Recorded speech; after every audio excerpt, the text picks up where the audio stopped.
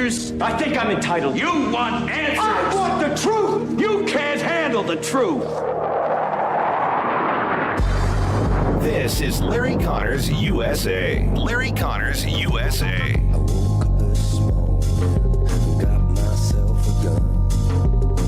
Mama always said I'd be the chosen one. Just over a year ago, I launched my campaign for president. When I began, I said the campaign was grounded in my love for our country. Just last week, my mother, a first-generation immigrant, got to vote for her daughter for president. Only in America. I am filled with the gratitude for the outpouring of support we've received from all across our great country. But the time has now come to suspend my campaign. I said I wanted Americans to have their voices heard. I have done that. I have no regrets. And although I will no longer be a candidate, I will not stop using my voice for the things I believe in. Our national debt will eventually crush our economy. A smaller federal government is not only necessary for our freedom, it is necessary for our survival. The road to socialism is the road to ruin. That we certainly agree with, regardless if you are a Haley supporter or not, because that echoes the same statement of many conservatives, independents, and even many Democrats, and certainly Donald Trump. Answer to your immediate question?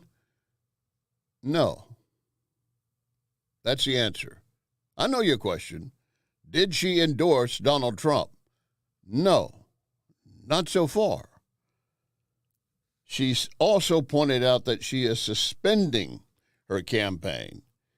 That means she continues to hold all the monies that have been given her and can still possibly put it into play however she chooses.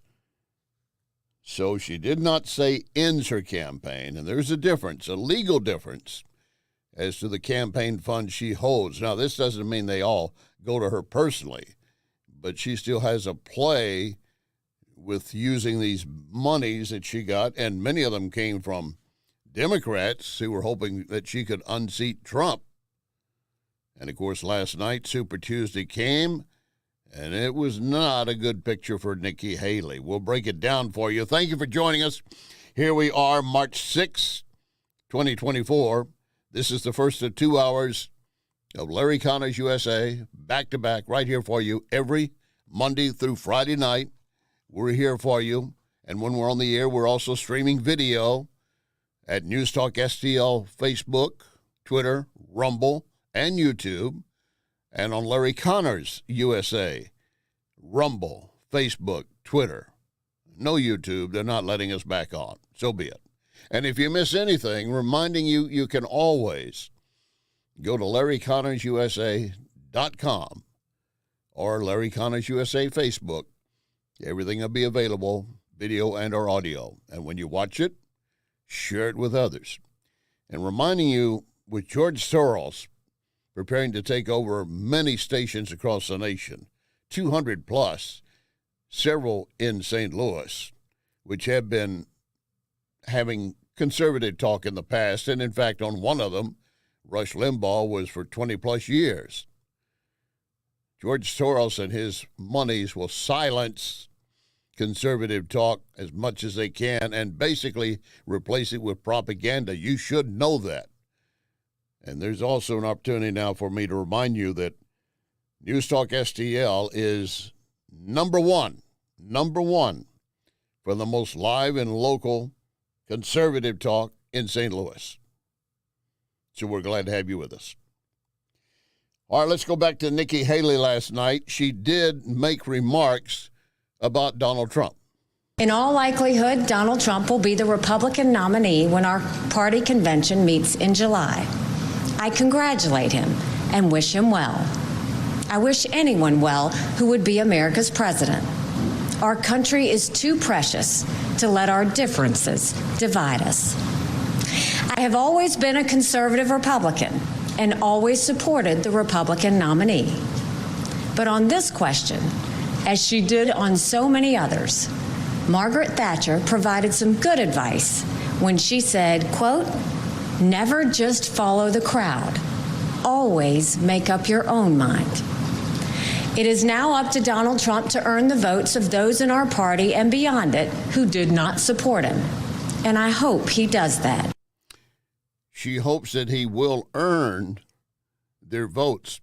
I want to go back to her opening statement because there's something she said that I think is really important for you to keep in mind. She said, my mother, an immigrant, had a chance to vote for her daughter to be president only in America.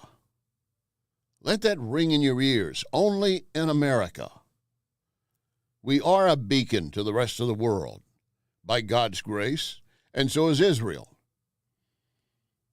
And this nation in Israel, we fight our enemies really if we're on our knees in prayer and not feuding and fighting over pronouns. We fight with the arm of God while the enemies fight with the flesh of men. So Donald Trump now is obviously heir apparent, even though not official yet, heir apparent to the GOP nomination. Donald Trump from last night. They call it Super Tuesday for a reason. This is a big one. And they tell me, the pundits and otherwise, that there's never been one like this. There's never been anything so conclusive. This was an amazing night. We're going to take back our country. We are going to do it right. We're going to have the greatest economy ever in the history of our country. We're going to top what we did. And that's got to be somewhat frightening to our enemies around the world and our allies who have been a little worried about where Joe Biden was taking our country and the nation and their nations and the world. So that's some solace for them. But again, Trump does not officially have the nomination. Last night, out of the Super Tuesday votes, Haley got only Vermont. She previously had D.C., so that gave her a total electoral college votes of delegates, I should say, let me correct that, delegates for the GOP convention, 89 total. After Trump won 14 out of 15 of the Republican primaries last night, he now holds 995, but you need 1,215 to officially be the GOP nominee. And some experts have predicted that will probably happen by mid-March at the very latest. Joe Biden, he had no opposition in his primary, obviously. But remember the uncommitted votes in Minnesota? He did lose 100,000. That was basically 20%. And he did lose American Samoa last night. They didn't vote for him either. But again, he currently has 1,497, and he needs 1,968, so he's very close to their nomination. Now, Jeff Zeleny is a CNN political analyst, and he was looking at what Haley said today and what Trump was saying last night and basically trying to win over the Haley supporters. Here's his response. This is now the time for his choosing, putting the burden on former President Donald Trump to win over her supporters. And as we've talked to so many of them over the last several months who have really grown to admire and love her, yes, there are some Democrats who have popped into her crowds to try and be mischief-making, if you will, or to send a message to Donald Trump, but many Republicans as well. There are many Republicans, and I'm thinking back to a conversation I had with one in Charlotte over the weekend, and she told me, I hope Donald Trump treats her kindly and brings her into the fold. And I said, what do you think the chances of that are? And she said, all we can do is hope. So I think now it will be interesting to see how he reacts to this. It will be interesting to see how he does it. But again, Nikki Haley said last night, we need to expand the GOP tent. At its best, politics is about bringing people into your cause, not turning them away. And our conservative cause badly needs more people. This is now his time for choosing. I end my campaign with the same words I began it, from the book of Joshua. I direct them to all Americans, but especially to so many of the women and girls out there who put their faith in our campaign. Be strong and courageous. Do not be afraid. Do not be discouraged, for God will be with you wherever you go. In this campaign, I have seen our country's greatness. From the bottom of my heart, thank you, America. God bless you. Thank you, America, and God bless you. Well, again, Haley has not officially endorsed Trump. You think she will? After he has the 1,215 delegates to clinch the GOP nomination. But even if Haley does endorse Trump, will her supporters back him? That question posed to Missouri Congressman Mark Alford. I certainly hope so. Look, this is an investment not just in Donald J. Trump. This is an investment in America. We cannot afford another 4 years of a feckless, flailing president in the White House. Someone who has really done a great disservice to our nation with an open border, with the insecurity that we feel in our economy. This presidential election is going to be about security, Maria. Border security, economic security, and our national security. Yeah. Donald J. Trump's the only one who can bring our nation back to have those security measures in place to make Americans feel safe again. Yeah. Again, Missouri Congressman Mark Alford. Now, let me give you a headline from the Hill publication, which covers politics on Capitol Hill, leans left, but can do some good, solid reporting in between. But here's something that does not lean left, doesn't look good for them at all. Here's the lead sentence. Democrats are beginning to hit the panic button as an implosion in former President Trump's campaign fails to materialize, and a series of polls suggest Biden is weaker than he was 4 years ago. Well, my God, if they're up against a wall, what are they going to do? Where are they going to turn? What can they possibly pull out and put in your face and say, oh, I know exactly what they have in mind. Just listen to Joy Reid and the rest of them. Republican voters don't vote that way. They don't vote based on economics or based on the benefits they're getting economically from the president. They're increasingly, from the Tea Party on, they're voting on race. They're voting on this idea of an invasion of brown people over the border. The issue of race animates Donald Trump. The issue of race has long animated the evangelical movement. I don't think enough has been talked about that Trump has had way more votes against him in these primaries than President Biden. President Biden is dominating every primary contest in a way that Donald Trump would like to dominate, and he has not. That last voice was former U.S. Senator from Missouri, Claire McCaskill. Pull out the race card. That's the only thing they've got left. I want you to hear from Joe Concha, a contributor to Fox News, political analyst, and his reaction to that statement. It's the media, instead of crying wolf, crying race, Todd, right? And it's on MSNBC, it's as predictable as the sun rising in the east, birds flying south for the winter, and something we could agree on. The Cowboys losing in January. These are all predictable things. Thank you. And I did enjoy how, Rachel Maddow, whose picture you can find next to the word pious, criticized her own parent network, NBC, for airing Trump's victory speech. But to get back to that montage that you played, they say that Republican voters are only voting on race. No. Exit polls show that they're voting on the economy and inflation. That's number one, according to our most recent Fox News poll. Number two is immigration, but it's not about brown people coming over the border. It's about budgets in major cities being exhausted in terms of cutting police, sanitation, education, in terms of fentanyl coming over and killing a record number of Americans. It's about the terror watch that we see as far as terrorists coming across the border, hundreds of them, according to the Department of Homeland Security themselves, that have been apprehended. So this isn't a racism thing as far as how Republicans are voting. They're voting on security as far as this country. They're voting on economic security. Those are the top two issues on top of crime as well. But this is what that network pushes over and over again, because I guess they're telling their dwindling audience what they want to hear. Yeah, that they probably are. Pull the race card. Pull the race card.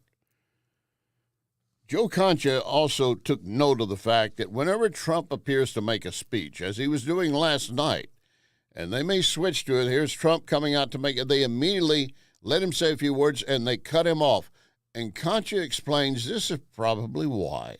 It's about protecting their viewers, and it's about controlling the narrative. If Donald Trump speaks directly to their viewers and talks about the immigration and border problem or the inflation problem or the crime problem, or lays out his foreign policy as far as Ukraine or Israel or China, they can't control it when he's speaking without the filter. They want to be the filter. They want to control the narrative. Those 5-6 people sitting around the table, all in agreement with each other. By the way, this is the same Rachel Maddow who promoted Adam Schiff's most recent book on Russia collusion, and for years pushed that lie herself, and still to this day talking about truth. That is hilarious. Look, Donald Trump could have won with 99% of the vote, and it wouldn't have mattered. Everything is bad news, according to MSNBC and to a large extent CNN. The walls are closing in, they'll say. The bottom line is that Donald Trump will be the GOP nominee, and he is the odds-on favorite, if the election were held right now, to easily beat Joe Biden. And it's panic with all caps, capital PANIC. Which takes me right back to the report from the Hill, where they said Democrats are beginning to hit the panic button. And they point out one of the more recent surveys, Bloomberg News Morning Consult poll, 48% of voters said they would back Trump. 43% said they would back Biden. Now, the other thing to keep in mind here is that, as Concha was pointing out, they don't want Trump to be heard speaking to their audience because it might take some progressives or those who aren't sure if they're progressive. They're mainly solid Democrats, but this is not their fathers or even their grandfathers' Democrat Party anymore. And in this sense, the progressives are beginning to weaken. In fact, in the next hour, coming up in the next hour, I want to share something with you that solidifies that statement. Progressives across the nation appear to be losing their power, their control, their grip on the way they think your life should be, because they're going to control it. Case example, go right to California and what happened in San Francisco last night as voters went to the poll. San Francisco, a very progressive city, but wait till you hear what happened. That will be coming up in our next hour, so you don't want to miss it. Still to come in this hour, how the car rental companies are often pulling a bait and switch on you. Yeah, they are. And also up next, what Joe Biden will or will not accomplish in tomorrow night's State of the Union address. I'm going to give you a hint. Tomorrow night, Joe Biden will fail. Yeah, he's going to fail in his mission in numerous ways. I don't have to have a crystal ball to know that, but I'm going to state it anyway. Lock and load. Ready on the right.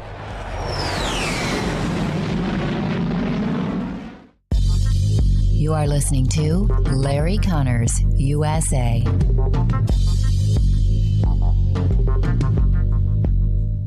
Pigeons, they are everywhere, and they're very good at dive bombing freshly washed cars. Wellington Environmental reminds you those droppings are more than a nuisance. They can be a major health issue, especially massive droppings on buildings or in parking garages. So who do you call to safely clean it up? You do what many hospitals, universities, public buildings already do.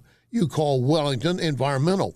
Wellington Environmental has been dealing with all kinds of hazards for 35 years. Special people, special skills, special equipment. Wellington gets it done. So to avoid health issues ranging from pigeon droppings to mold to chemical leaks, contact Wellington, 314-644-4930. 644-4930.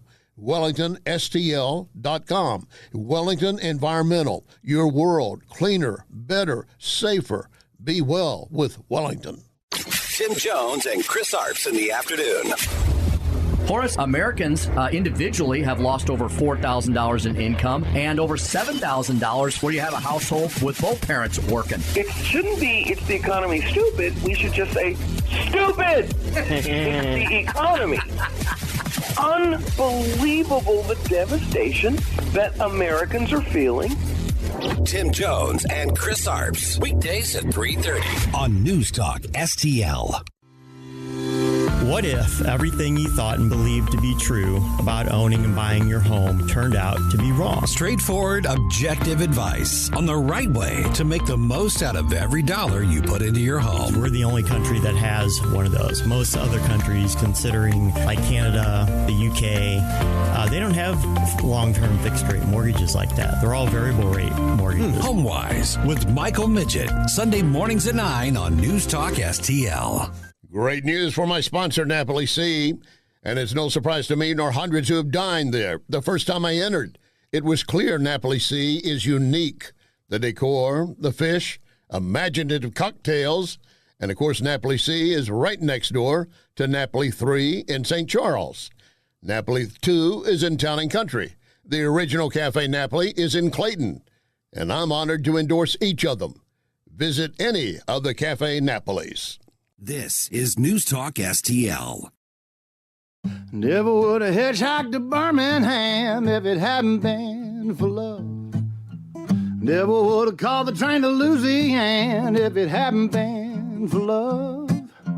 Never would have run through the blinding rain without $1 to my name if it hadn't been for love. Never would have seen the trouble that I'm in if it hadn't been for love. This is Larry Connors USA. Larry Connors USA.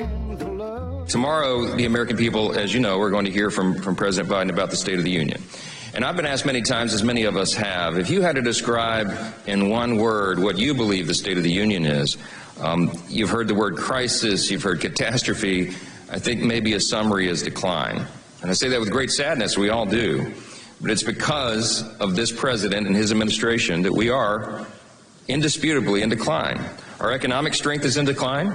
Everyday goods are more expensive. People can barely afford the cost of living now, their groceries and gasoline. Home ownership is increasingly out of reach. And U.S. household debt is at an all-time high. So our economic strength is in decline. American sovereignty is in decline. You've heard us lament the border. The southern border is a total catastrophe. There's no other way to describe that. Traffickers and cartels have taken operational control of the border. Fentanyl poisoning is killing our children. While President Biden opened the border with his reckless executive actions, and remember, we documented at least 64 actions that he and his agencies have taken to open that border wide. It was by design. In the midst of all that, we also learned last week he never one time spoke to the chief of the Border Patrol. It's unconscionable. It is unconscionable. During all that time, when Ortiz was the Border Patrol chief, Biden nor Harris, the appointed border czar, I'm sure she still regrets the fact that Biden gave that to her, they didn't even bother talking to the border chief. Now, they talked to Mayorkas all the time. I guess they were assuming that Mayorkas was smarter than the border chief because he was certainly giving them figures and numbers and information they wanted to hear, whereas the existing border chief, until he retired, was not going to give them what they wanted. So they just ignored him for 2 years. How do you do that when your border is wide open? I would be talking certainly to Mayorkas, but I'd also be talking to the border chief, and I'd be down at the border more than when I have to go. Trump's going, so I got to go down too. And, of course, then they always see a sanitized area, as when Biden went to one section previously in California. They cleaned it all up, just like they cleaned the streets of San Francisco when They had the Chinese premier come in to make it look all nice and sweet and not. They assume, and maybe rightly so, he's stupid enough to believe this has not been sanitized. This is exactly the way things are. And, of course, he had to go back down to the border the other day because Trump announced he was going to go to Eagle Pass. And shortly after that, Trump said, well, me too. I'm going to the border. I'm going down to Brownsville. Well, a lot of the trafficking coming across the border in Brownsville has ceased. It's moved farther west, mainly because of what Governor Abbott has done to protect his border of Texas and having to fight in the U.S. Supreme Court to protect it from an invasion. Now, one other thing. What could Biden possibly say tomorrow night that would turn you around and make you think, okay, he's got a better handle on it than I thought? Maybe he should have another 4 years to really get things done better. I'm going to be very candid with you. If that's your thought, you need help. You do. Or whatever you're drinking after I get off the show, I'd like to try some of it because that must be some really powerful stuff for you to hallucinate like that. You know, here's something that also happens at the State of the Union address. A president will bring in special honored guests, maybe even somebody featured in the news for bravery, heroism, or just a prime example of someone in the nation of what the rest of the world our nation is going through. Which brings us to the question, one of the biggest stories lately involving issues of immigration and illegals in the country and crime, put them all together, and that was the killing of that young nursing student in Georgia, Laken Hope Riley.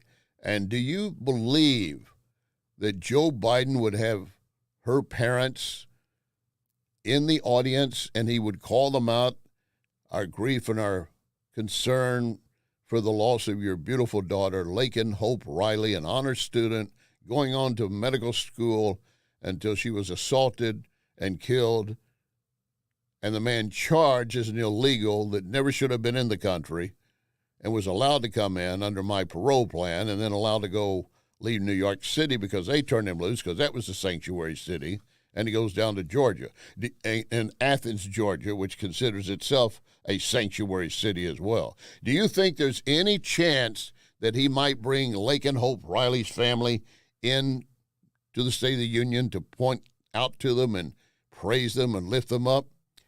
Congressman Mark Alford of Missouri. I do not believe that President Biden is going to have the gumption to mention Laken Riley, much less have her family in the gallery like he should. I think this is a blatant example of just how out of touch this president is with the American people. As you cited, him going to Brownsville, not talking to the head of the Border Patrol.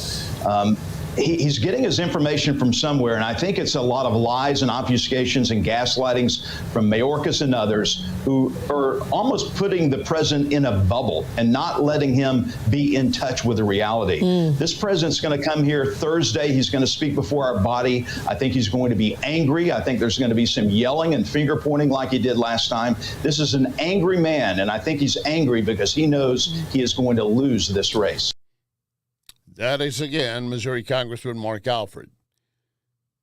He says Biden will be angry, pointing fingers, putting the blame everywhere. But rather than looking in the mirror, and certainly not pointing to his Department of Homeland Security Secretary and others he has under his control.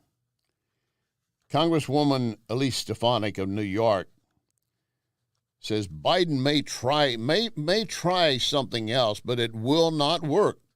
The American people deeply understand that under Joe Biden's failed presidency, the State of the Union is in crisis. And this is a crisis of Joe Biden's making. As Ronald Reagan famously asked us, are you better off today than you were 4 years ago? The answer for hardworking Americans across the country is a resounding no. Whether it's the catastrophic border crisis ravaging our nation and leading to tragic loss of life of American citizens, the painful Bidenflation causing middle-class families to struggle to make ends meet, or our most precious ally Israel facing the bloodiest day since the Holocaust, as Joe Biden projects weakness around the globe. Joe Biden has failed America and the American people. And at what will be his final State of the Union, Joe Biden in the White House will desperately try to pass the buck, blame Congress, and shirk responsibility in a desperate attempt to reset his abysmal presidency. But it won't work because the American people are smart. There is no reset button for Joe Biden. No reset button. There's a punch out of the cockpit button. I'm ready to push that for him. But there's always another side. I try to give you some balance. So here comes Congressman Brad Sherman, Democrat, California. And he says, really, when it comes to what what Biden needs to do, reference his State of the Union tomorrow, he said, I think that all he needs to do is say that Donald Trump will make America worse.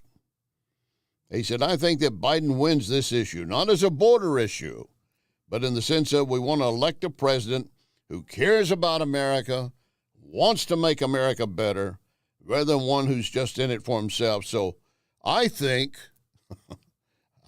we're in good shape.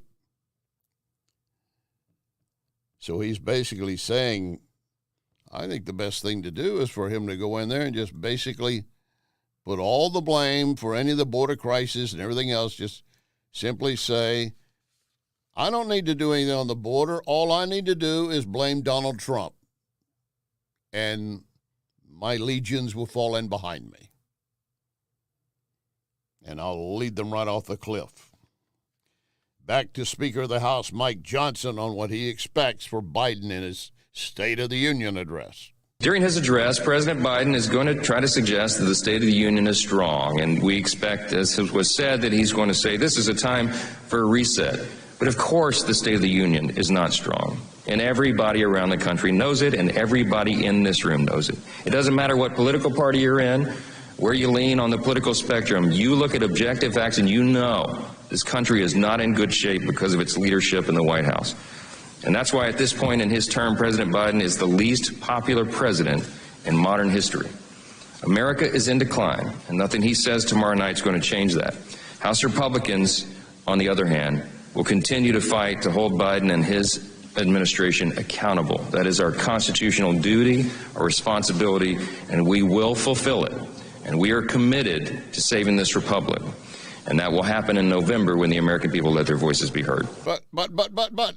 But, Speaker Johnson, I've got it right here in front of me.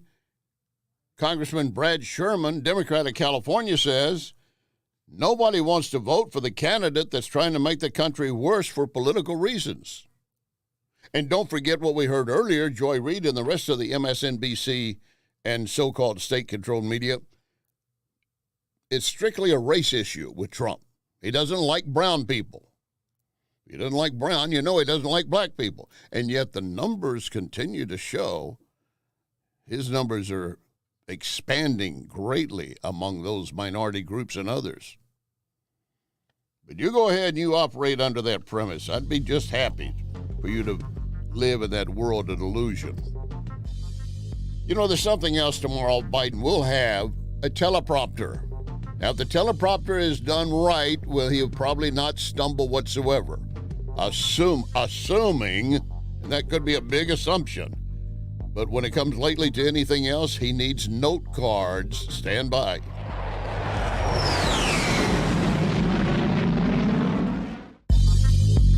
You can connect with Larry on Twitter at LarryConnersUSA.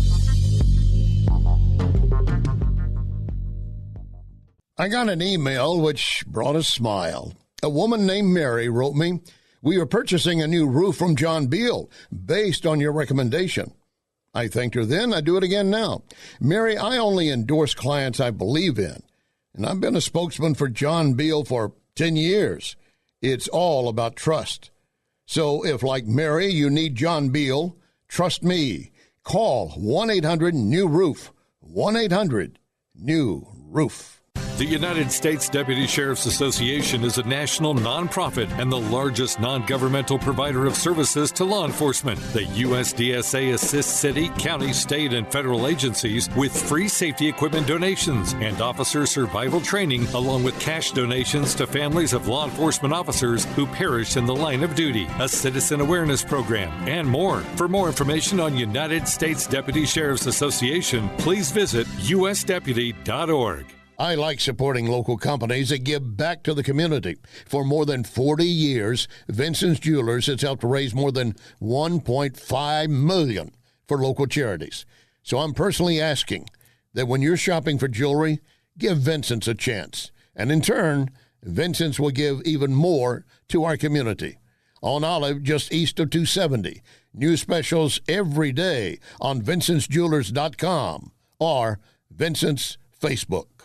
News, analysis, opinion. USA, USA! That's a big game, man! President Xi's really losing control. People in China didn't ask me about people mowing each other down in the mall. This is News Talk STL. It is their responsibility. He is a metastasizing agent. We're all keeping a close eye on this. Illegal immigration is crazy right now. The United States is not being overrun. News Talk STL. It is a crisis at the border without question. At newstalkstl.com.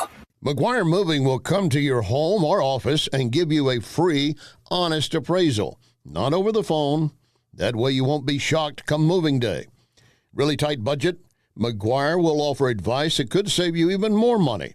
McGuire, fully licensed and insured, also has climate-controlled storage for you. McGuireMoving.com. It's that simple. Just remember, you're moving, anything, anytime, McGuireMoving.com. This is News Talk STL.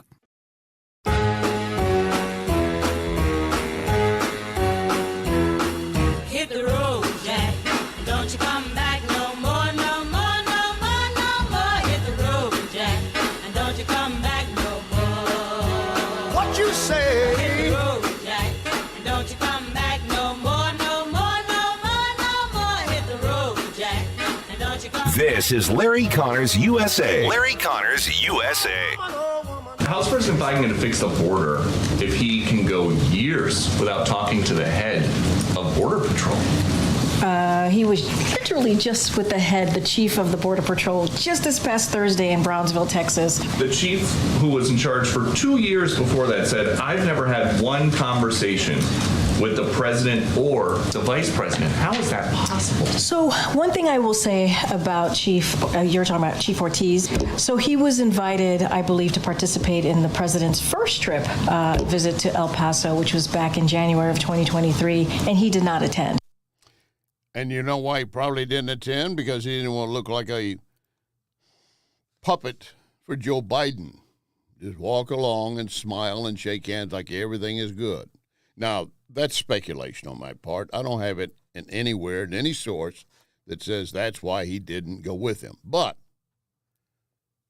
why would you want to meet with him when you're invited just to go do a photo op? When you have more principle and character than that, and you know damn well how bad the deal is at the border.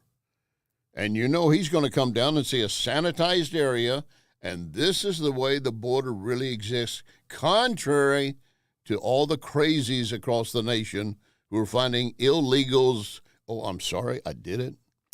I said I'd try not to. I should not have done that. I think I just violated a new U.S. Code of Conduct. Who knows if I'll be sued or not. I think we're supposed to use only the word. Remember, we can't use aliens. We're not supposed to use the word illegal. Not even supposed to use the word migrant. You're supposed to call them newcomers. Back to my point, now that I've saved and said the necessary language to protect myself from possible arrest, because he didn't want to go down there and know that many newcomers are entering the U.S. under Joe Biden's watch, and he doesn't really care. Joe Biden doesn't care. Why would the Border Patrol chief want to be part of that farce? Now, he could have taken the opportunity at the risk of his job, but he's not able to do the job anyway. Is go ahead and stand up there and say, while they're shaking hands, say, while all the members of the press are here, I want to take a moment to praise Joe Biden for opening the border and basically subjecting our nation to mayhem, chaos, death, and drugs. Wonder how that would have gone down. I'd like to see somebody with the cojones to pull that one off. You got your audience. They think you're going to say the things they want you to say, and you do a 180 on them, and you dump on them. Speaking of notes, as I said, going into the break, there's been questioning yesterday about Joe Biden seems to always have little notes in front of him. He has to carry little notes to, what, stats or something? I'm not sure. And that question did come up as part of the issue with Joe Concha, which we've heard earlier. And Quentin says he's got it ready dealing with the note card issue. Listen to this. You're upset because the president has note cards? You're asking me a question about the president having note cards? I'm asking why. The president who has had probably one of the most successful first 3 years of an administration than any modern day president. That's a whole lot of not answering questions, Joe. He is polling lower, Joe Biden is, Todd, than any president in polling history at this stage of his presidency. And here you have Karine Jean-Pierre, who needs her own share of no cards, telling you that this is the most successful 3 years of any presidency in history. I mean, it is beyond, I can't even give you a response now without choking on my own utter disbelief on these answers. And look, here's the bottom line. You saw Donald Trump take, an hour of questions, or is at obviously a podium giving a speech after his victory. And here you have Joe Biden saying, I may get in trouble if I take questions. That line that he's used for 3 years, literally telling you that his handlers say that he shouldn't talk to the press because he may get in trouble. That's the problem here right now. You have a president who is protected, who doesn't have any confidence in his own answers. His handlers are petrified to talk to the press, while Donald Trump is out there showing that he has far more energy and wants the job far more than Joe Biden does right now. Absolutely. Let me check my note card here. Okay, my note card says, yes, KJP said, you're asking me if the president uses note cards? The president who has the best record in the history of all the presidents in the world and our nation from history since Stone Age? And we know because he was there then. You're asking if he's using note cards? Like Larry Connors is right now, for those of you watching on our Rumble feed, or I got my little note card right here. You know what it says? I can't read this. It's my handwriting. And the very fact that Peter Doocy asked her, why does he always have to use note cards? You're asking me why the president uses note cards? That was the question.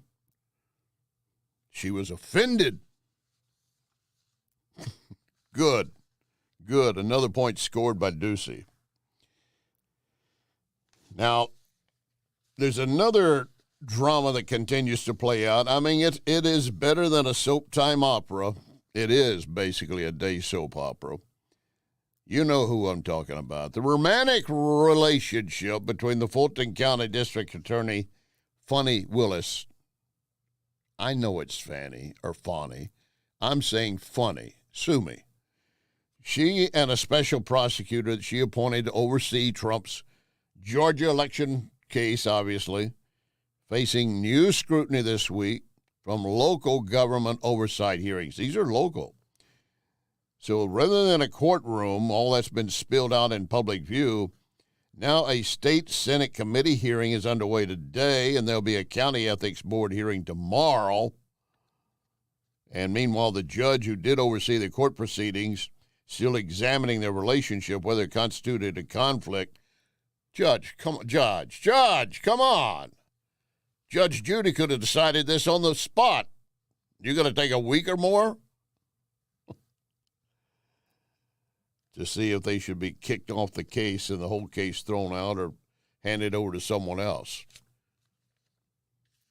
Yeah, let's call Judge Judy. She'll make a quick determination on that immediately, and I'm glad. Now, as related to you recently, just I think the other day, last week, I can't recall. I don't have a note card. Come on, give me a break.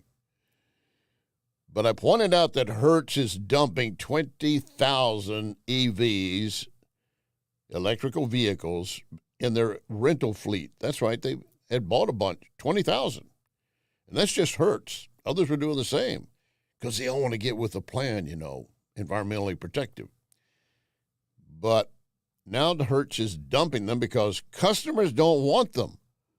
But sometimes rental companies are using the old bait and switch. You want a car? Yeah, we'll have a car ready for you. I need one for 5. Okay.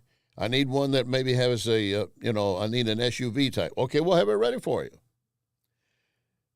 And they get there and they say it's an electric vehicle. I don't want that. I got to go from here to Texas. I don't want to have to be stopping and charging that thing. I want a gas car. Well, we don't have any of those left. They're all gone because other people got here and they didn't want this vehicle. Now it's yours. No, it's not. So basically, they're trying to push customers to take their electric vehicles. Arkansas Senator Tom Cotton is fighting back. That story coming up. You are listening to Larry Connors, USA. You want to give someone something which they will really enjoy? Give them a Cafe Napoli gift card. You pick the amount, and they pick which of the Cafe Napolis they want to visit. Cafe Napoli in Clayton, Cafe Napoli in Town and Country, Napoli 3 on the streets of St. Charles, or right next door, Napoli C. The Napoli gift card. It's the perfect gift for anyone, or your entire office. Cafe Napoli. Cafe Napoli. This is Larry Connors USA. Larry Connors USA. There's been a huge bait and switch at the rental car counter for many Americans when they're traveling, say, to go to a wedding or an important business trip or to take their family on vacation. They show up and all that's available for them is an electric vehicle. And they're being forced to take these electric vehicles in places that don't have sufficient chargers, and when they have to travel too far, they don't have the range for it, or in conditions where they're not suitable. I think the American people should always have a choice. This would require rental car companies to give you that choice up front, to not trick you with a bait and switch and give you an electric vehicle. It's also, though, just the tip of the iceberg, because right now Democrats want to force you to rent an electric vehicle. Pretty soon they're going to want to force you to buy an electric vehicle, just like, say, Gavin Newsom in California has done. So this is just the first effort to make sure that the American people have the choices that they want. Look, if you want an electric vehicle, that's fine, but you shouldn't get subsidies for it. The government shouldn't be massively subsidizing the production of them with your taxpayer dollars. If you want a gas-powered car, as the vast majority of Americans do, that should be your choice, whether you're renting it or whether you're buying it. Right, your choice. Governor Gavin Newsom, if he's just traveling around Los Angeles, is he using a gas or EV vehicle? I could say that for show and to prove that he's on the right side, the correct side, I should add, in their view, on electric, that he's using a limousine that's EV powered. But, of course, he's not going to be going very far, and if that one runs down on battery, they just send another one with a fresh battery for him, another car. But I do know this for fact. Governor Newsom is not flying on an EV plane. No, he is not. I'll lay everything I've got on that button. Anybody want to challenge it? By the way, today, the federal government voted to require some of the largest publicly traded companies to disclose their levels of greenhouse gas emissions under a new rule from the Securities and Exchange Commission. You see where this is going? The SEC voted 3-2 to require large companies to tell their investors about greenhouse gas emissions directly caused by their business. Why? Well, because those who are worried about ESG, economic governance, and so forth, they might decide, well, we're not going to invest in that company. We already know many that won't. We also know that many investment firms are facing lawsuits from their investors because they're dropping off of fossil fuel companies and such, and they're not getting the best return on the dollar, and the investors are saying, you are not doing your fiduciary duty to give me the best return possible. So BlackRock, one of the bigger, taking one of its divisions and separating it from this economic government plan that would tie everything into greenhouse gas. And now the SEC will require all publicly traded companies to disclose ways in which climate change poses significant risk to their business.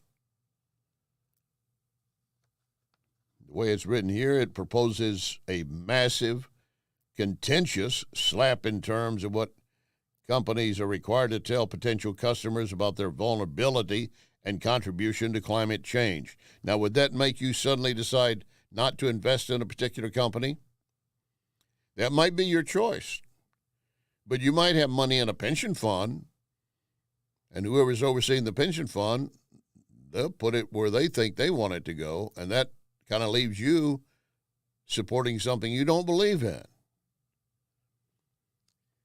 This is still a scale back from what originally was proposed in 2022. So let's look at the glimmer of light that exists.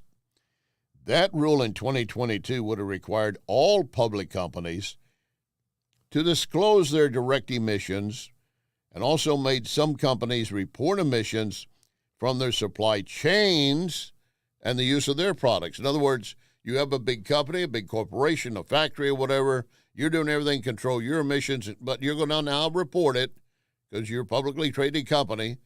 But what about all the trucks and the trains and everything else that bring the stuff to your warehouse and for your facility to use? You're going to have to report all those now, according to 2022. So it did drop that. So what they're trying to do to lighten the burden, they say, for the companies, the SEC will only make large and mid-sized companies report emissions coming from generating the electricity that particular company uses. And they'll have to report emissions by their fiscal years starting in 2026 and 2028. You know how to end that? You put a new president in the White House, you get control of the Senate and maintain control of the House, you rip that one up. You put an end to that right away. That's just more added regulation bearing down upon the American consumer. Because if the companies are going to be forced to do that, who's going to pay for it? You are going to pay for it. You knew the answer before I could finish a sentence. But in a statement from the SEC chair, make sure this is the chair speaking. I think it is. Yep, the chair, Gensler. This will benefit investors and issuers alike. I say what they need is not an emissions regulation and an emissions monitor. They need, and it's going to be a big one, they're going to need a really, really, stand back. We do not know how big this one's going to be. What they're going to need now is going to be a BS indicator, because there's going to be a lot of it out there.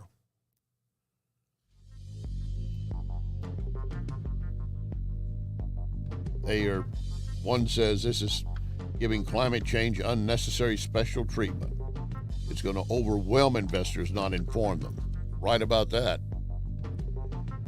Speaking of what's coming in the future, next hour, author of a book on AI and how it could change billions of lives. Yours. Remember our pledge, one nation under God. You can hear podcasts of this program at Larry Connors USA Facebook. Larry Connors USA Facebook. Make plans now to be at Lit Cigar Lounge this month. Lit is hosting numerous events. That includes live music. And there's an easy way to check on what is happening and when. You simply go to Lit Cigar Lounge Facebook. By the way, to go to Lit, you don't have to be a member. Everyone is welcome. Just another reason that Lit won Best Cigar Lounge 2 years in a row. Lit Cigar Lounge in Chesterfield. Lit Cigar Lounge in Chesterfield. Lit Cigar Lounge on Facebook. News, analysis, opinion. USA, USA. That's a big game, man. President Xi is really losing control. People in China didn't ask me about people mowing each other down in the mall. This is News Talk STL. It is their responsibility. Hate is a metastasizing agent. We're all keeping a close eye on this. Illegal immigration is crazy right now. This United States is not being overrun. News Talk STL. It is a crisis at the border without question. At newstalkstl.com. Talk radio made in St. Louis. Very excited for what you guys are doing for the St. Louis community. For St. Louis. Relevant local talk. Saying what we are thinking. This is News Talk STL. You guys are awesome. I love you. And it's a tremendous honor to be on the station. News, analysis, and opinion. Thanks for covering the local angle. People, this is America. We better open our eyes. Really local, really good. News Talk STL at 1019, 94.1 and newstalkstl.com. Are you thinking about buying medicine online? A search for online pharmacies yields more than 20 million results. But which ones can you trust? Medicines bought from unlicensed online pharmacies can be dangerous. You may get a fake drug, your condition may get worse, or you may experience a bad reaction. Don't put your health at risk. To learn how to find an online pharmacy that's safe and legal, visit fda.gov/BeSafeRx. A message from the U.S. Food and Drug Administration. Tony Colombo here, reminding you to join us for the Bluff City Outdoors radio show and podcast, where we talk fishing, hunting, camping, and everything else involving the great outdoors. Brought to you by Bluff City Outdoors in Alton, the Bluff City Outdoors Show, Saturdays at 11 a.m. right here on News Talk STL. No matter how large or small your digging project may be, no matter how urban or rural, you must always call 811 before any digging project. 811 is our national one-call number, alerting your local utility companies to come out and mark any lines they have near your dig site. So before you do this or this, make sure you do this. For digging projects big or small, make the call to 811. Brought to you by Common Ground Alliance. Hey, it's Katie, reminding you to subscribe to our show podcast so you never miss anything that happens here at News Talk STL. Get our podcasts every day on the show pages at newstalkstl.com, or just subscribe to your favorite shows on Spotify, Apple, Google, Amazon, or anywhere else you get your podcasts. I drive my bus in a busy city. That's why road safety is so important to me. I know that I must slow down and be extra careful when I make a wide turn. Buses need more room than cars. Everyone can help keep our roads safe. Next time you're driving, remember to give buses plenty of time and space to finish turning before driving ahead. Let's all plan to share the road safely. Learn how at www.sharetheroadsafely.gov. So many ways to listen to News Talk STL. Come join the conversation. All you have to do is say, Hey Alexa, play News Talk STL. Welcome to News Talk STL, conservative talk radio for St. Louis. What if everything you thought and believed to be true about owning and buying your home turned out to be wrong? Straightforward, objective advice on the right way to make the most out of every dollar you put into your home. We're the only country that has one of those. Most other countries, considering like Canada, the UK, they don't have long-term fixed-rate mortgages like that. They're all variable-rate mortgages. HomeWise with Michael Midget, Sunday mornings at 9 on News Talk STL. If you find yourself feeling out of place in the world, it's comforting to know conservative values haven't been abandoned everywhere. The far left wants to destroy conservative values in America. This is News Talk STL. Welcome home. Hey, it's Nick Schroer. To preserve this nation, to preserve the experiment in liberty that our founders envisioned, we must take a stand and fight. Join me Sunday nights at 8 p.m. only on News Talk STL. Stand and fight with Nick Schroer. Brought to you by Missouri Wild Alchemy at MissouriWild.com. This is News Talk STL.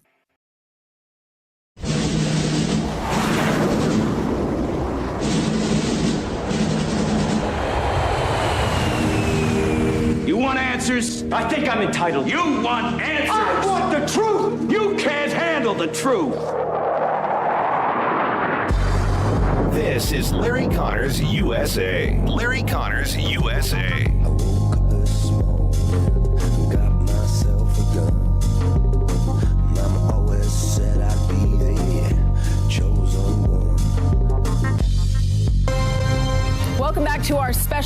election night coverage in San Francisco. Voters are strongly backing two public safety measures that really hone in on law enforcement in particular. So let's start with Prop E. Prop E would give police more powers, including access to more surveillance cameras, facial recognition technology. It would lift restrictions on police chases in the city. And right now, with a good amount of the vote in, 61% of voters are in support of this, sending a strong message that they want police to have more tools to fight crime. Then we have Prop B, which called for an increase in police staffing. It's a so-called cop tax. This one's squarely being rejected by voters tonight, a huge margin here. 66% of voters say they want nothing to do with this. Well, that's really quite an event happening in San Francisco last night as they were voting. And the key takeaway is voters in San Francisco passed a ballot measure on Super Tuesday that would expand police powers, require drug screening for welfare recipients, and also reduced restrictions on commercial real estate development was also kind of written into it. That's a massive defeat for the left in a progressive city. Are you in shock? Well, yesterday we told you about how the state of Oregon had decided to recriminalize many drugs. They started this program 2+ years ago that we're going to decriminalize drugs if you just have them for your personal use. And they see zombies walking everywhere around Oregon, and they finally decided we can't have that. I mean, they're approaching our children. They're just sprawled out on the sidewalks, the streets, shooting needles into their arms. And no, we didn't expect that. I don't think they could say that, but maybe some did. They didn't expect it would be like that. And, of course, the massive amounts of crime. City of Austin, Texas. Breaks my heart. The city of my birth is blue. The state of Texas is red. The city is blue because it's got the University of Texas there. They got a lot of libs in various positions in the university and on campus. And they have also had to make a decision not too long ago that idea about defunding police is not a good idea. What could go wrong? Well, they found out, didn't they? And then we got other blue cities facing a rude awakening. I'll break it down for you. First of all, thanks to have you on board again for us. Here we are, March 6, 2024. The second hour of Larry Connors USA, back-to-back for you every Monday through Friday night. You can't miss us. If by chance you do, I'll remind you can always go to Larry Connors USA Facebook or LarryConnersUSA.com, and you'll be able to pull up what you missed. Both the audio and video, because we are, when we're on the air with you, streaming video. So you can watch. You can watch what I'm holding up in my hand right here. You see this? This is a powerful weapon in the hands of the right person. I better put it down. I'm not sure I'm the right person. But anyway, if you're watching, you saw it, and if you're not, you should have been watching. But if you miss it, again, you can go to LarryConnersUSA.com and pull it up, or Larry Connors USA Facebook. And let me remind you again, with George Soros and his group of progressives taking over 200-plus stations owned by the Odyssey Group as they go into bankruptcy, there are going to be a lot of stations that you thought would be good conservative voices. First of all, pray for those who are working there, and they are really doing their best to be honest with you and present good conservative information. I fear that they're going to be facing the axe pretty soon because they're not going to want to use those stations to spread more MAGA extremism, as they want to call it. They'll be turned into first-hand propaganda machines. So that gives me reason to point out to you that News Talk STL is number one for the most live and local conservative talk in St. Louis. Number one. And certainly I'm glad to have you on board with Larry Conners USA. You're making the program bigger as we go every day. All right, I mentioned there are other cities that are going through withdrawal pains. They realize, boy, we got a big issue here. We got crime, and now we got all these illegals flooding into our cities. Good point. Way, way, way north of our southern border would be New York City and Mayor Eric Adams. I don't believe people who are violent in our city and commit repeated crimes should have the privilege of being in our city. We have some crews with the migrants committing crime. We're going to deal with them like any other crime wave we have and put them in jail. And quite frankly, what the mayor just said, if you come to this country seeking the American dream, and while you're waiting for your status to be upgraded, and you're committing violent crimes against New Yorkers or this country, you should be put in jail, and once that term is over, you forfeit the right to the American dream and get out of our country. Yeah, it's as simple as that. Now, if that had happened, by the way, the guy who is now charged with Laken Hope Riley, he entered the country illegally near El Paso. Border Patrol catches him. They take down his name and information that he's willing to share with them, and they don't have any way to really do a background check on him, and they basically give him a parole paper to roam about the country and make sure you report back to us for a court date 6, maybe 8+ years down the road. Right, that's going to happen. So he goes to New York City. He's busted for another crime, and New York City police have him in jail. They're holding him. As Mayor Eric Adams would say, he's guilty of another crime. We should deport him. But New York City didn't do that. They basically let him go, did not hold him for immigration's customs enforcement to come and pick him up as they were wanting to do. They just released them. And that's happening all over many blue cities and states as I speak. Chicago, it's happening there. It's happening in the state of Illinois. San Francisco, Los Angeles, all up and down California, and obviously many others. They're not going to hold them for federal agents to pick up. So what happened with this illegal? He makes his way down to Athens, Georgia. And police say he is the one for killing, stoning, mashing her skull in to where I can't imagine what it took for parents to stand there and try to identify the remains of their daughter after she had been brutally assaulted. And this illegal that came into our nation 2+ years ago has been arrested and charged with a crime. Now, I'm going to caution you on something. As much gut-wrenching as it takes thinking about what happened to that young girl, this guy is still innocent until proven guilty. But if he's the one who did it, she would be alive if he weren't in the country. Larry, you can't say that. Maybe somebody else would have attacked her, right? You're right. You're right. Somebody else might have. But it would not have been this guy. And same thing for many who have lost loved ones where there have been convictions of DUI individuals that are illegal in our country. And some cities and states are basically willing to let them go if they're drunk while intoxicated and kill someone. They're not going to make a big deal out of it, maybe 3 years or so, but they're still not kicking them out of the country. Contrary to what you're going to hear from DHS Secretary Mayorkas on a regular basis, they are not protecting American citizens. It's as simple as that. Now in San Francisco, they passed this ballot measure. But as you heard, one part of it did not pass. You know why it didn't pass? Because part of it involved what they call a cop tax.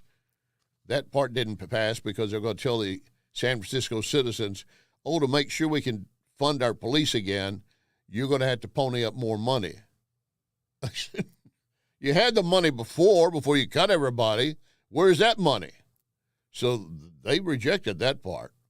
So I don't know how it's going to come together, but I do like the fact that this wave of crime they've had in the city which, by the way, began even before the BLM movement. I want to point that out. Measure E, which expanded police powers, allowing police to use drones, install surveillance cameras, won by a margin of nearly 60 to 40%. Measure F, which requires drug testing for those receiving public assistance from the city, won 63 to 37%. The only one that didn't go was the Measure B, which was to raise taxes to increase police spending and staffing, as if they're not already being taxed enough in California and San Francisco. Well, last night's Super Tuesday voting put the final nail into Nikki Haley's coffin in the run for the White House. But you need to take note of several things. First, she did not actually end her campaign. Just over a year ago, I launched my campaign for president. When I began, I said the campaign was grounded in my love for our country. Just last week, my mother, a first-generation immigrant, got to vote for her daughter for president. Only in America. I am filled with the gratitude for the outpouring of support we've received from all across our great country. But the time has now come to suspend my campaign. I said I wanted Americans to have their voices heard. I have done that. I have no regrets. And although I will no longer be a candidate, I will not stop using my voice for the things I believe in. Our national debt will eventually crush our economy. A smaller federal government is not only necessary for our freedom, it is necessary for our survival. The road to socialism is the road to ruin. Absolutely, it truly is. I like the fact that she pointed out that my mother, an immigrant, had a chance to vote for her daughter for the office of presidency. Only in America. That is very true, Nikki Haley. But two things. She suspended her campaign, did not end it, means she still holds the monies that have been contributed to the campaign, not for her personal use, but she could put them into play in other political races and work them through PACs, things of that nature. And she also did not endorse Donald Trump so far. Nikki Haley. In all likelihood, Donald Trump will be the Republican nominee when our party convention meets in July. I congratulate him and wish him well. I wish anyone well who would be America's president. Our country is too precious to let our differences divide us. I have always been a conservative Republican and always supported the Republican nominee. But on this question, as she did on so many others, Margaret Thatcher provided some good advice when she said, quote, "Never just follow the crowd. Always make up your own mind." It is now up to Donald Trump to earn the votes of those in our party and beyond it who did not support him. And I hope he does that. Now, there raises the question, of course, will her supporters stand in line for Donald Trump? That question got asked to Missouri Congressman Mark Alford. I certainly hope so. Look, this is an investment not just in Donald J. Trump. This is an investment in America. We cannot afford another 4 years of a feckless, flailing president in the White House. Someone who has really done a great disservice to our nation with an open border, with the insecurity that we feel in our economy. This presidential election is going to be about security, Maria. Border security, economic security, and our national security. Yeah.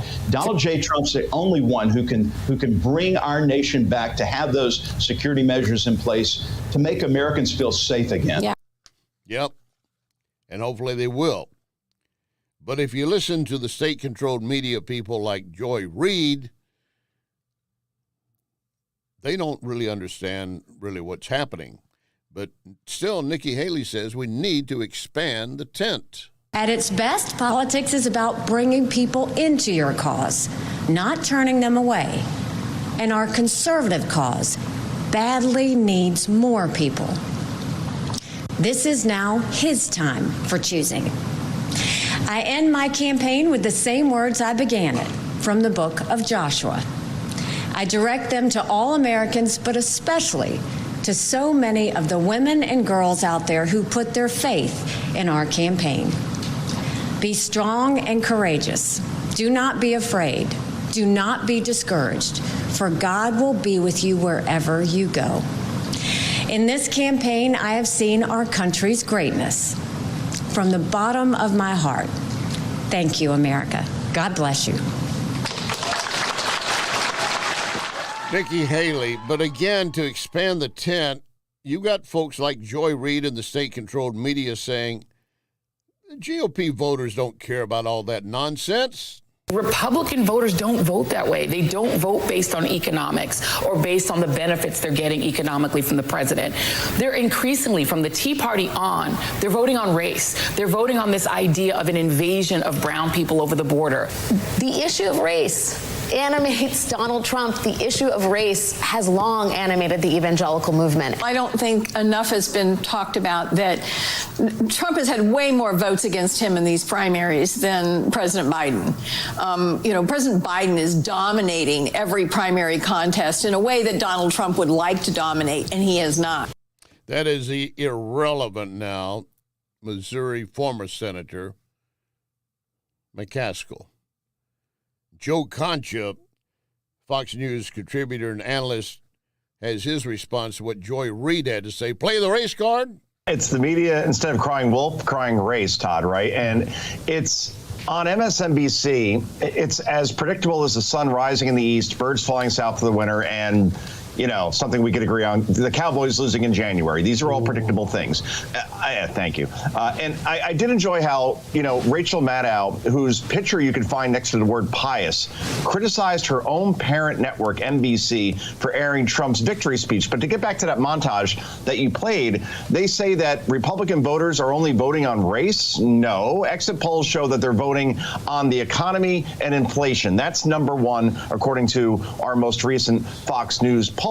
Number two is immigration, but it's not about brown people coming over the border. It's about budgets in major cities being exhausted in terms of cutting police, sanitation, education, in terms of fentanyl coming over and killing a record number of Americans. It's about the terror watch that we see as far as terrorists coming across the border, hundreds of them, according to the Department of Homeland Security themselves, that have been apprehended. So this isn't a racism thing as far as how Republicans are voting. They're voting on security as far as this country. They're voting on economic security. Those are the top two issues, on top of crime as well. But this is what that network pushes over and over again, because I guess they're telling their dwindling audience what they want to hear. Yeah, play the race card. Our audience will applaud.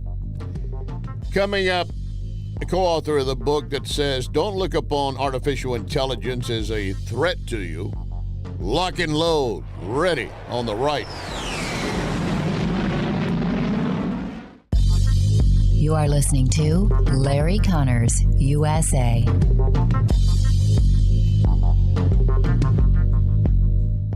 Question: do you know what vermiculite is? It is an insulation in the attics of hundreds of thousands of homes and public buildings. Looks like kitty litter, but often contains asbestos. Wellington Environmental is the largest company in the Midwest that can remove that hazard for you. Wellington has what is called the General, a powerful industrial vacuum that can suck vermiculite out of the attic. Hang on, there's something else you should know. Many of you might qualify for up to a $4,000 rebate.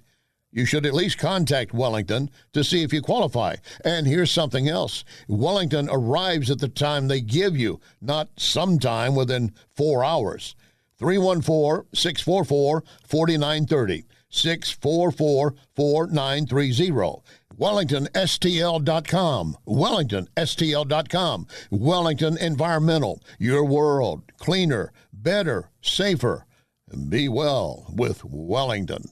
Talk radio made in St. Louis. Very excited for what you guys are doing for the St. Louis community. For St. Louis. Relevant local talk. Saying what we are thinking. This is News Talk STL. No, you guys are awesome. I love you. And it's a tremendous honor to be on the station. News, analysis, and opinion. Thanks for covering the local angle. Come on, people. This is America. We better open our eyes. Really local, really good. News Talk STL at 1019, 94.1 and newstalkstl.com. Make plans now to be at Lit Cigar Lounge this month. Lit is hosting numerous events. That includes live music. And there's an easy way to check on what is happening and when. You simply go to Lit Cigar Lounge Facebook. By the way, to go to Lit, you don't have to be a member. Everyone is welcome. Just another reason that Lit won Best Cigar Lounge 2 years in a row. Lit Cigar Lounge in Chesterfield. Lit Cigar Lounge in Chesterfield. Lit Cigar Lounge on Facebook. Hey, St. Louis, my name is Rob Carter. My new primetime show will explore the collaboration between corrupt media and our corrupted political system. From manipulated elections, open borders, mandated medicines, and unconstitutional lockdowns, what is going on? The Rob Carter Show. Let's talk about it on The Rob Carter Show. Join me weeknights from 8 to 10 p.m. on News Talk STL. Rob Carter, live and local, weeknights at 8 on News Talk STL. This is News Talk STL.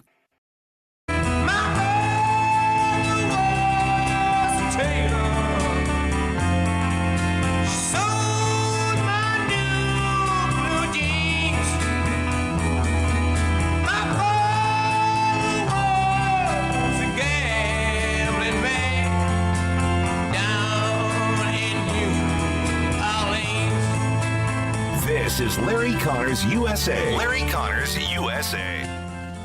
Welcome back. My guest coming up is Tom Kalopoulos. He is a founder and chair of a Delphi think tank. His co-author, Nathaniel Palmer, they wrote the book Gigatrends, 6 Forces that are changing the future for billions. Now, the first thing that comes to mind for many is AI, artificial intelligence. And does that mean changing the future for billions, basically kicking you out of your job? Tom, glad to have you on board. Welcome. Hey, Larry, it's my pleasure. Thank you. Well, let's begin with that. When we talk about AI coming in, you guys have said that we need to look at it as a friend. Is that too strong of a word? Well, to some, it'll be a friend. I mean, it's a collaborator at the very least. But look, you're spot on. A lot of jobs are definitely going to be threatened. Let's not hold our punches here. AI is going to have a very fast effect on the job market and on labor, like we've never seen before. I mean, we've been through factory automation, we've been through farm automation. All this has happened over and over again. But we've had decades, or in some cases centuries, to retool and retrain. We're not going to have that luxury this time around, and that's going to put a lot of pressure on us to rethink how we deploy this thing. Is this comparable then to the Industrial Revolution, only at a warp speed? Yeah, I mean, you hit the nail right in the head. It is comparable, but at warp speed, and this is where we really have to. I'm not saying we have to put the brakes on necessarily, but I think as a society, we really have to make sure we do it in an ethical way, that we do it deliberately. And that we think about the consequences and make sure that we have safety nets in place for those people that are going to be put out of work. Look, at the same time, it's going to create jobs, but that's going to happen over a longer period of time. So at some point, 30, 40 years down the road, this will reach an equilibrium. But in the meantime, there's going to be a lot of disruption. Tom, is it going to create jobs that are going to be high paying or just menial jobs? I mean, it looks like a lot of menial jobs, and I'm not trying to diss on people that are waiters, waitresses, or taking your order at the check, the McDonald's, wherever you're going. But already they put kiosk in place. Or I went to one restaurant that not even a server brings it to you. Comes down a little robot that's got your table number on it, and the waiter later comes on and cleans everything up. But what kind of jobs are we talking about? Look, I think we're talking first and foremost about those kinds of jobs on the front lines that don't require a whole lot of training, a whole lot of education. Those are the ones that are most at risk. But, Larry, I look at things like toll takers. It used to be when I was a kid, when you were a kid, you'd pay someone to go through a toll. Now you rarely see a human being at a toll booth. To some degree, that's sort of a waste of a human being to put them in that role. Yeah. But you got to train these people. You got to give them work to do, and it's going to take a while to retrain that workforce. I think that's the biggest risk here. But it will create a lot of high-paying jobs. It'll sort of up our game, and we'll have to get more creative and more innovative as human beings, and that's what technology does to us over and over again. Your signal is breaking from time to time. I don't know if artificial intelligence is interfering with you. Which, by the way, I should point out, Tom, I should have said in the beginning, I am an expert in artificial intelligence. That's all I have is artificial intelligence. So let me look at this book again.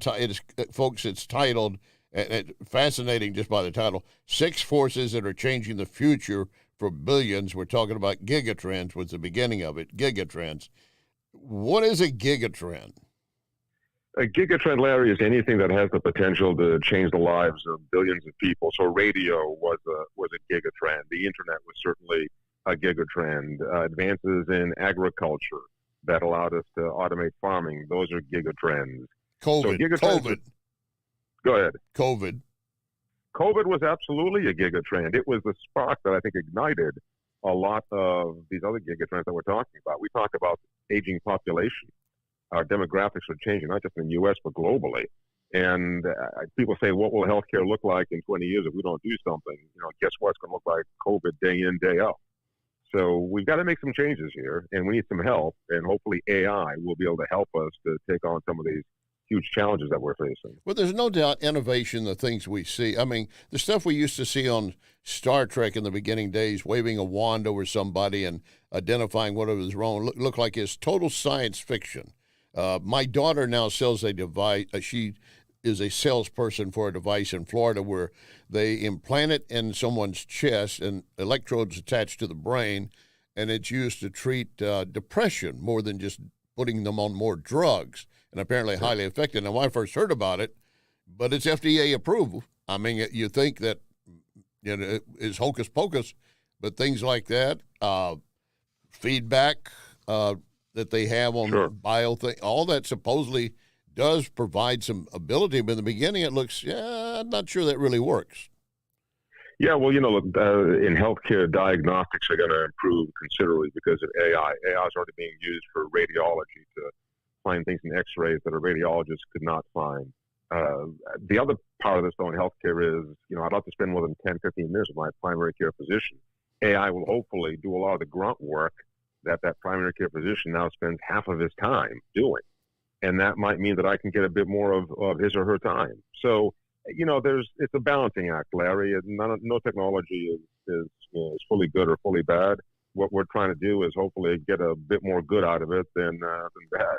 I noticed how quickly you pivoted to add his or her as a doctor. Yes, indeed. You got a good PR farm going there. Tom, I'm looking at some of this when it talks about navigating the seismic shifts of a rapidly changing and uncertain world.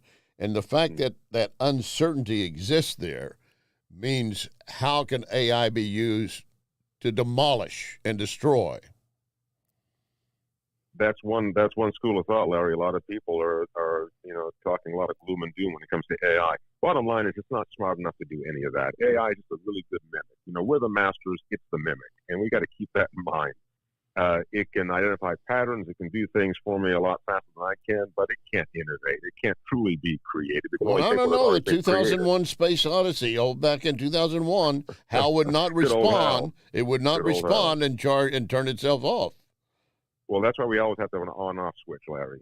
One of the parts of AI that I think we have to keep in mind is that we are the masters, and there's got to be an on-off switch. There has to be some human intervention here. And once we lose sight of that, I think we lose sight of the goal, which is to make sure that our lives get better and that AI is just a tool to help us do that. You're listening to Tom Galopoulos, and we're talking about the book, Gigatrend, 6 Forces That Are Changing the Future for Billions. And AI is being used to create other AI devices, correct? It is. AI is to the point now where it can create very sophisticated code and programs and algorithms, absolutely. So how do we know it's not putting in hidden code that it's going to mutate into being able to control itself regardless of what the operator puts in? Well, so far what we've seen, Larry, is that AI... I'm sorry. You added those 2 words, so far. So far, actually. Yeah. Well, a lot's changing, and it's changing very quickly. And I wish I could predict exactly where we're going to be 20 years down the road. I think that the acceleration of this thing is beyond anything we've ever seen before. So is there risk there? Absolutely. We'd be idiots to say that there isn't some risk there. But that's why we've got to be attentive. That's why we have to make sure that we focus on how we make sure AI is doing things that we want it to be doing, and not doing things that could put us at risk or put us in danger. But at the end of the day, the thing is not sentient. It's not living. It's not alive. It feeds off of the data that we give it. So the really important thing is that we give it data that we know is clean, that we know is validated, that we know makes sense. In the same way that the FDA approves a drug after a lot of testing, you shouldn't just let AI and unleash it on the population. You should make sure that it does what it's supposed to do before you put it into practice. Well, I do know in the beginning, the first thing I learned about computers is junk in is junk out. You bet. That's exactly it. And all AI is a very sophisticated way to take a whole lot of data and make some sense out of it. And if you feed it a lot of junk, that's what you're going to get. And that's happened. You know, we've seen this. Google has a project called Gemini. And recently they got put under the microscope because Gemini started spewing forth a lot of what's called hallucinations in the AI world, things that were just patently false. In other words, it was used to promote a racism, making a black George Washington, a black woman Pope. Exactly. So how did that get in there? Did someone put it in there, or how would something like that happen? Here's the thing. This is kind of like, think about the way we raise kids. When you raise kids, you don't just throw them out to the world and say, just, see whatever you can see and repeat it. You put guardrails in place. And what happened with Google's AI was that it was given a lot of junk. It wasn't told to look specifically at data sets that had already been validated. It was just told, hey, go look at all this and make sense of it. And how do you see the world based on that? And look, data has bias. Data has all kinds. Look at Facebook if you want to see bias and mini echo chambers. And this is unfortunately, the state of social media today. If AI is feeding off of that, you're going to get that right back at you. We got to be careful about what we feed it. The other issue is not that AI turns against us, but AI is against AI, and which one will come out on top, which is a stronger AI version competing against another one in combat or anything else. Yeah. Well, we're already seeing that. You brought up the issue of combat, right? The reality is that war is being fought increasingly more and more by drones and by remote devices that are powered by artificial intelligence. And this is, again, where we just have to pay attention. We can't just unleash the thing and say, go for it. We have to make sure that we put those guardrails in place. You hit on a point there that has been brought up previously before, that maybe it will decide, no, it's a perfect time to hit this target, even though there will be innocence. It's a time and override and go ahead and carry it out. Absolutely. Well, look, the same problem exists, Larry, with autonomous vehicles. If an autonomous vehicle is in a situation where it's going to take out a baby in a carriage or an 80-year-old, how does it make that decision? We got some tough things ahead of us here that we're going to have to think through and really come to terms with. The bottom line is, you can't stare down a tsunami. This is coming at us, and we've got to be aware. We've got to use it. We have to become familiar with it and better understand what the implications are. But we're not going to slow down the technology. That cat is out of the bag. One final point, then, in the last 30 seconds. You still believe it is good for the future? I do. I believe the net is positive. We built nuclear weapons that had enormous potential to destroy people, but we also got nuclear medicine, which has saved millions of people. So it's always the net positive I'm looking for. I do think it's optimistic. All right, Tom Kalopoulos, along with Nathan Palmer, wrote the book, Gigatrends, and I highly recommend you take a closer look. Gigatrends, 6 Forces Changing the Future for Billions. Thank you, Tom. Larry, thank you. You bet. Coming up, KJP and the President's notes.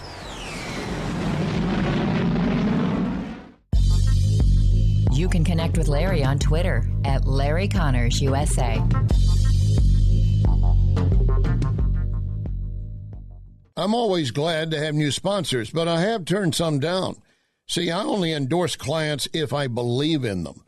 And I've been a spokesman for John Beal for 10 years. Through those years, listeners said they went with John Beal because they trusted me. And just recently, a woman named Mary wrote, "We got a John Beal roof based on your recommendation." Thank you, Mary, and all the others for calling John Beal. 1-800-NEW-ROOF. 1-800-NEW-ROOF. No matter how large or small your digging project may be, no matter how urban or rural, you must always call 811 before any digging project. 811 is our national one-call number, alerting your local utility companies to come out and mark any lines they have near your dig site. So before you do this or this, make sure you do this. For digging projects big or small, make the call to 811, brought to you by Common Ground Alliance. Sometimes you want to do something extra special for someone. Vincent's Jewelers can help you. Maybe you want to do something for yourself. Mark a date, something you accomplished. It doesn't have to be anything really expensive, but it has to mean something now and for the future. Vincent's, locally owned, just ask for the chance to work with you, as they have with me, on Olive, just east of 270. Every day, new specials at vincentsjewelers.com or Vincent's Facebook. The United States Deputy Sheriff's Association is a national nonprofit and the largest non-governmental provider of services to law enforcement. The USDSA assists city, county, state, and federal agencies with free safety equipment donations and officer survival training, along with cash donations to families of law enforcement officers who perished in the line of duty, a citizen awareness program, and more. For more information on United States Deputy Sheriff's Association, please visit usdeputy.org. I have a personal story about why I trust McGuire Moving and Storage. A relative needed to escape an unhealthy relationship. Josh, Christine, and the McGuire team were understanding, even comforting. That's why I'm honored to endorse McGuire. Since 1935, McGuire's been moving and caring for families. So, moving a home, office, local, or long distance, McGuireMoving.com. McGuireMoving.com. This is News Talk STL. Well, they used to make a living off of bathtub gin. When the hippie showed up, the weed was in. Well, they profit off of weakness, and they always have. Now meth is the recipe for cold hard cash. Something's cooking and it just ain't right. Hell's Kitchen gonna burn tonight. This is Larry Connors USA. Larry Connors USA. So there's a truck billboard running around Louisville, Kentucky. It was at least yesterday. It was slamming Senate Minority Leader Mitch McConnell, Republican of Kentucky. The billboard is reading Fentanyl Mitch and has a question on it. Why hasn't Mitch McConnell done more to stop the Chinese fentanyl crisis in Kentucky? And with the flashing sign, it said, answer, follow the money. The background of the text was red with 5 yellow stars seen on the Chinese flag to the left of the message. The other side of the truck billboard featured a photo of Mitch McConnell next to the name Fentanyl Mitch and the word cocaine crossed out. The letter M is the same. Mitch on the billboard was a blue M-labeled pill like the fentanyl-laced M30 pills that are light in color with an M imprinted on one side and 30 on the other. Obviously references to what is happening in the nation now with the illegal drugs coming across. And I told you yesterday about nitazines, or could be 10 to 20 times more deadly than fentanyl. And police officers or paramedics or even individuals who are carrying the Narcan shot that you would give someone with an overdose and possibly save a life, more than likely you would. You won't with the nitazines. You'd have to hit them 4, 5 times to maybe save their lives. The billboard truck, as I said, going through downtown Louisville, Kentucky. Now, Mitch McConnell has stepped forward to endorse Donald Trump for re-election in 2024. That is a signal of unity against Joe Biden, because Mitch McConnell had been working behind the curtains a lot with Chuck Schumer on trying to put together that bill that would basically tie any money we wanted for the border or Israel to Ukraine. And they were proposing, this is a border bill. This is what you guys wanted. All right, well, we'll pass it without any border provisions. Of course, it's not going to get passed anyway. But the key here being, politics makes strange bedfellows, does it not? Mitch McConnell was like this with Chuck Schumer. If you're watching on our live stream, you see what I'm doing. He was like this with Donald Trump. But now, and it's not for any political advantage necessarily for Mitch, because he's going to step aside as a chair in November anyway, but he probably felt he was going to lose the chairmanship anyway because he has been doing these deals with Mitch McConnell, not being a good Republican, been a good rhino Republican in name only.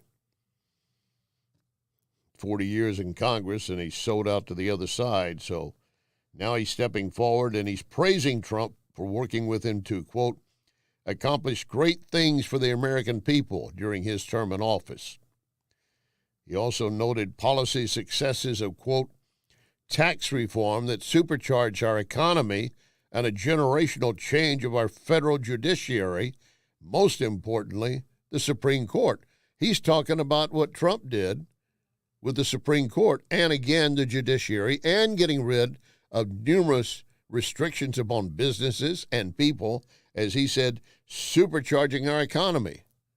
Is there anyone anywhere who could say that Joe Biden has supercharged our economy?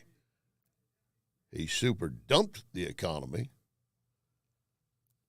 You can argue with me all day long. I'm just telling you two things. One, go out and check the prices of what you're paying now compared to what you did when Trump was in office. Period. Two, have you invited an illegal to stay at your house lately? I mean, we're looking for housing for them. If you're really sure that Biden's got the right path, then why aren't you opening the doors? For that matter, why aren't they opening up parts of the White House for him or the office buildings in D.C.? This is a signal of unity, and the endorsement came just minutes after Nikki Haley suspended her case after losing last night. Speaking of Nikki Haley,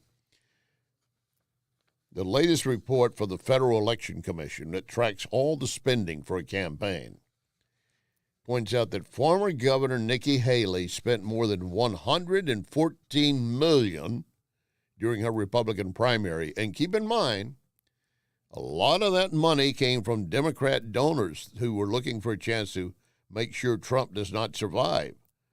They wanted to make sure that he was ousted. She invested $0 in her own campaign, but she accepted donations from Democrats, including Democrat billionaire donor Reid Hoffman, co-founder of LinkedIn. Did you know a progressive founded LinkedIn? So more than 75% of the money she raised during the campaign was from large donors. Trump obviously had a great Super Tuesday, winning 14 out of 15 primaries. CNN exit poll of Republican voters in North Carolina showed that among a 16% who approved of Joe Biden, 83% of them also supported Nikki Haley. So the question is, will they switch to Trump? No, not likely at all. They'll probably just stay home. Don't you stay home. Don't take it that Trump's going to win automatically.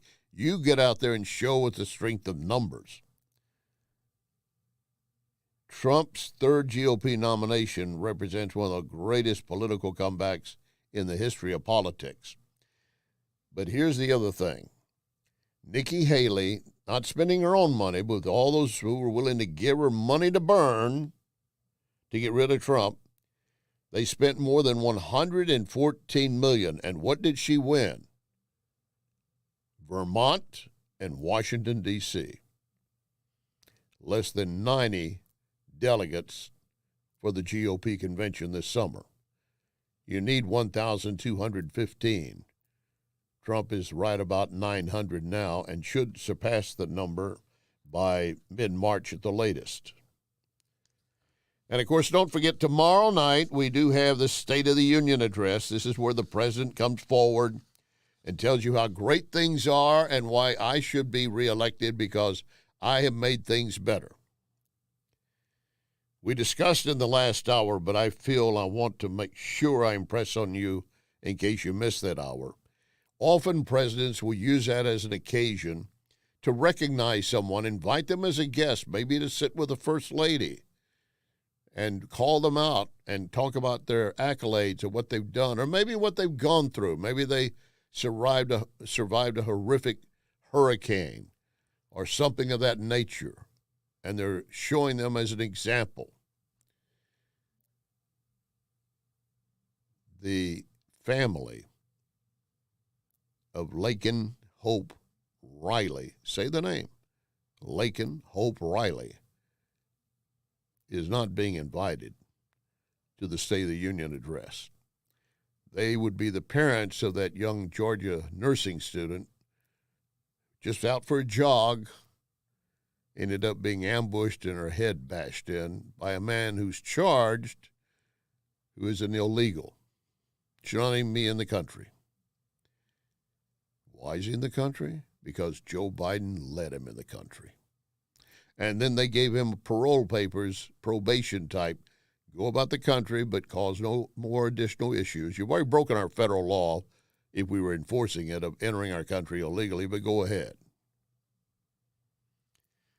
I should also point out, because we have not talked about it a great deal, we're also getting a lot of invaders and illegals coming across our northern border.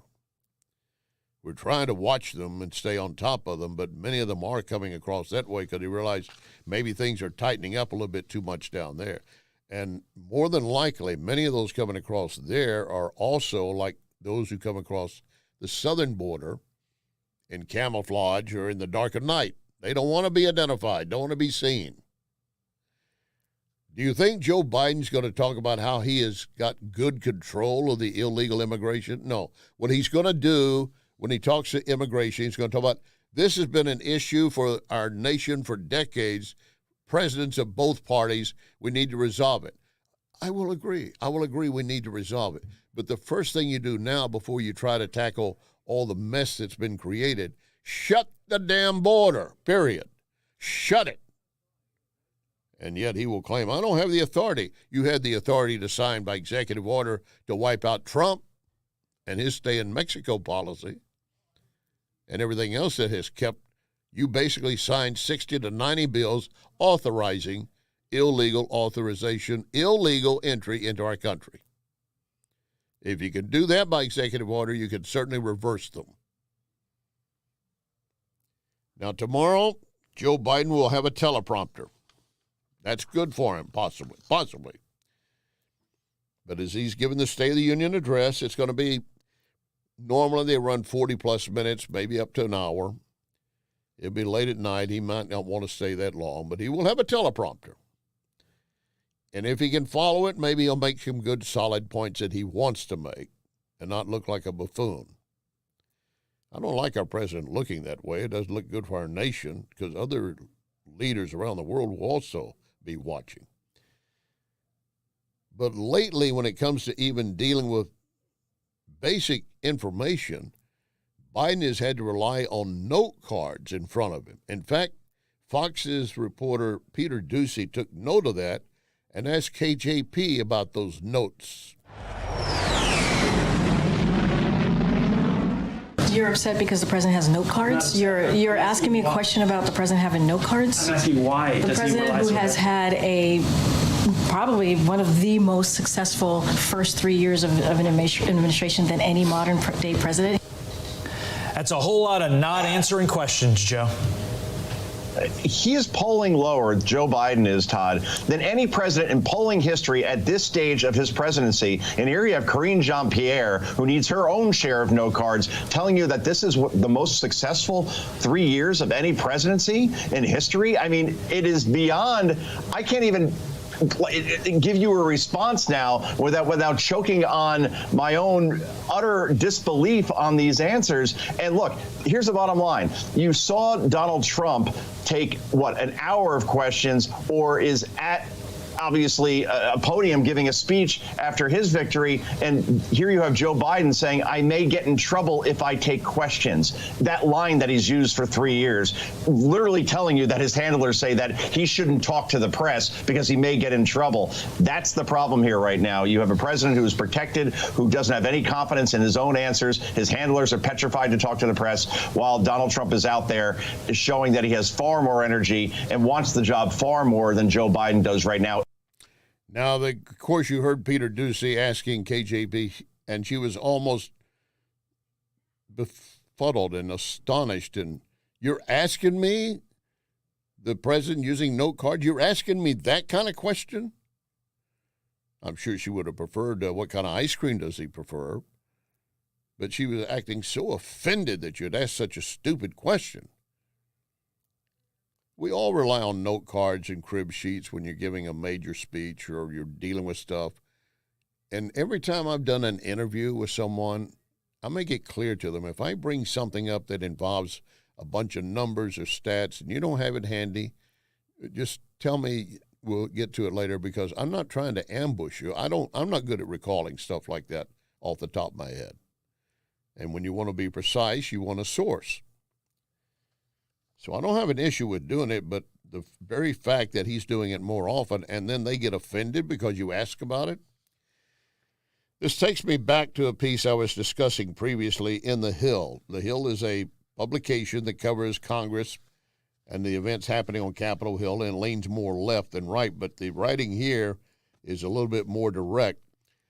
Democrats are beginning to hit the panic button as an implosion in former President Trump's campaign fails to materialize, and a series of polls suggest Biden is weaker than he was 4 years ago. He is trailing Trump in polls of several battleground states, basically underscoring concerns his message is not gaining attraction and traction with swing voters.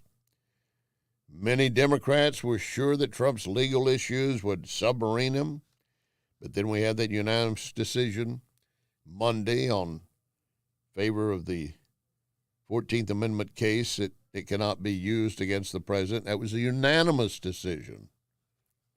And remember, some members of the left, including Conway, stating there was shoddy work by all the Supreme Court justices, basically calling out the three liberals as doing a shoddy job. There's a Democrat strategist, former advisor to the Senate Democrats' campaign arm, Steve Jarding, and he's being quoted as saying Democrat lawmakers should be worried about the emerging political picture. If you're Donald Trump and his team, you go, wow, I'll take this any day of the week. He's comparing Trump's strong political position to Biden's failing. Then we have a Bloomberg Morning Consult poll published showing Biden trailing Trump in several critical states: Arizona, Georgia, Pennsylvania, Michigan, North Carolina, Nevada, and Wisconsin. And he's trailing. And if he ends up winning, if Biden ends up winning in even one or two of those states I just listed, we're going to have to take a much closer look. Then there's a New York Times Siena poll that showed Trump leading Biden 48% to 43% nationwide. So Joe Biden will get up there tomorrow and do his best to say in his State of the Union, look what I have accomplished. Maybe what he needs to say is, don't look, just listen to me. That's not going to happen either. As always, thanks for listening. Remember our pledge, one nation under God.